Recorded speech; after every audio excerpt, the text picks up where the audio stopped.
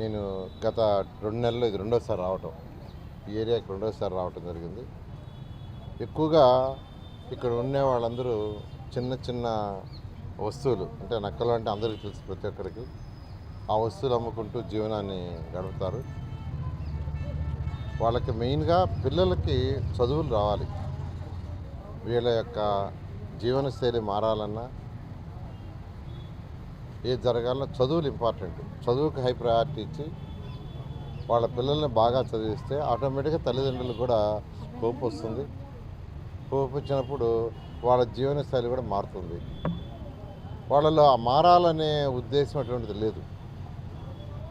అంటే మనం పెద్దవాళ్ళం అయిపోయాం, మనం ఇంతే అనేది ఉంది. అది కరెక్ట్ కాదు. నేను అదే అందరికీ చెప్తున్నాను, ఫస్ట్ మీరు మారండి, ఆటోమేటిక్గా నెక్స్ట్ జనరేషన్ మారుతారని.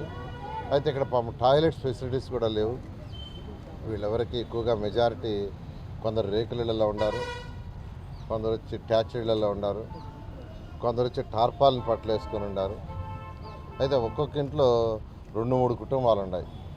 దాదాపు 30-40 ఏళ్ళ నుంచి ఇక్కడే జీవనం గడుపుతున్నారు. అయితే వీళ్ళు చాలామందికి టిట్కో ఇళ్ళు అప్పుడు ఇచ్చామంట.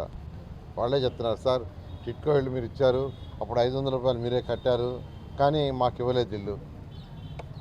ఆ రోజు మీరు 500 కట్టారు, కానీ మాకు ఇవ్వలేదు, వేరే వాళ్ళకి ఇచ్చారు. అది దారుణం. ఎందుకంటే ఫస్ట్ ప్రయారిటీ ఇటువంటి వాళ్ళకి ఇవ్వాలి. అంటే ఇక్కడ ఉన్న వాళ్ళల్లో ఒక కుటుంబంలో వాళ్ళ కొడుకు కూతురు ఇలా 2-3 తయారైతే అదే ఇంట్లో ఉంటున్నారు. కనీసం వాళ్ళకిస్తే వాళ్ళు బయటకు పోవటం వల్ల అదే ఇంట్లో 3 కుటుంబాలు 4 కుటుంబాలు ఉండే ఆస్కారం ఉండదు. ఖచ్చితంగా చేయాలి. టాయిలెట్స్ లేక పిల్లలు ట్రాక్ మీద పోతున్నారు. ఆ ట్రాక్ పైన ఉండే చిన్నపిల్లలు కాబట్టి రాళ్లతో ఆడుకోవటం అది సహజం.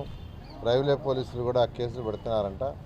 నేను యాక్చువల్గా రైల్వే పోలీసులు కూడా ఇప్పుడు యాక్చువల్గా పిల్లల్ని ఏదో కేసు పెట్టారన్నారు, మాట్లాడమన్నారు. నేను మాట్లాడేం దొరకలేదు, మళ్ళీ మాట్లాడతాను. అలా కెనాల్ సార్, ఆ కెనాల్ వల్ల భరించలేకపోతున్నాం. దోమలు భయంకరంగా ఉన్నాయి. దాన్ని ఒక్కటి చేయించండి సార్, క్లీన్ చేయించమంటున్నారు. క్లీనింగ్ అనేది ఒకరోజు చేస్తే జరిగేది కాదు. దానికి పరిష్కార మార్గం పర్మనెంట్ ఏంటంటే అండర్గ్రౌండ్ డ్రైనేజ్ కానీ పర్మనెంట్గా చేస్తే అసలు ఓపెన్ డ్రైన్స్ ఉండవు. ఆ ఓపెన్ డ్రైన్స్లో నీళ్లు ఉన్నప్పుడు దోమలు ఉండవు. అదే నేను చెప్పాను, 2 నెలలు ఆగండి, ప్రభుత్వం రాగానే అండర్గ్రౌండ్ డ్రైనేజ్ని పూర్తి చేసేది చేస్తాం, మిగిలిండే 10-15% కంప్లీట్ చేస్తామని చెప్పాను. ఇక్కడే కాదు, ఎక్కడికి పోయినా వాళ్ళు ఆ కాలువ చూపిస్తారు, ఆ డ్రైనేజ్ చూపిస్తారు.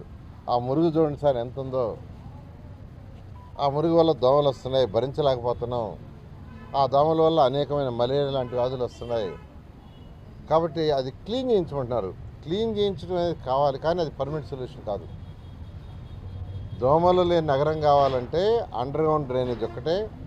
దానికి మార్గం ఏంటంటే భూమి లోపల నెల్లూరు సిటీ మొత్తం లైన్లు వేస్తున్నాం. 550 కోట్లతో ప్రతి ఇంటి నుంచి కనెక్షన్ ఇవ్వాలి. ప్రతి ఇంటి బాత్రూమ్ నుంచి, టాయిలెట్స్ నుంచి, వంటగది నుంచి వచ్చే నీళ్ళన్నీ ఆ భూమి లోపల ఉండే పైపులు కనెక్షన్ ఇస్తే ఒక్క చుక్క నీరు సైడ్ కెనాల్స్లో ఉండదు, సైడ్ కాలువల్లో. అప్పుడు దోమలనే ఉండవు. ఖచ్చితంగా ప్రభుత్వ రంగాన్ని దాన్ని టేకప్ చేస్తాం. అంతేకాని అనేక పనులు 2014-19 చేసాం, కొన్ని పూర్తి చేసాము, కొన్ని ఇంకా చేయాల్సినవి ఉన్నాయి.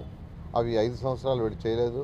తెలుగుదేశం రాగానే ఫస్ట్ అవన్నీ టేకప్ చేసి పూర్తి చేస్తూ ఇల్లు లేని ప్రతి పేద వాళ్ళకి పిలిచి ఇల్లు ఇస్తాం.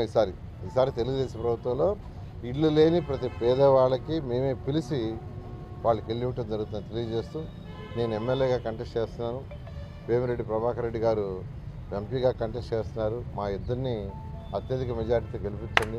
ఖచ్చితంగా నెల్లూరు ఒక మంచి స్మార్ట్ సిటీగా డెవలప్ చేస్తాం.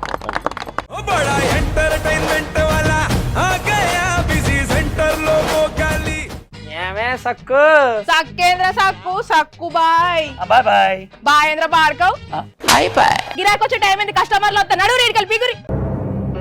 కస్టమర్లు వస్తున్నారు కదా, మాత్రం పొగరు ఉంటుంది. మరి తగ్గించేద్దాం పొగర్ని. డబ్బులు కట్టేస్తావేంటి కొంప తీసి? లేదు, కస్టమర్లు ఆపేద్దాం. పదా మరి మన బిజినెస్ స్టార్ట్ చేద్దాం.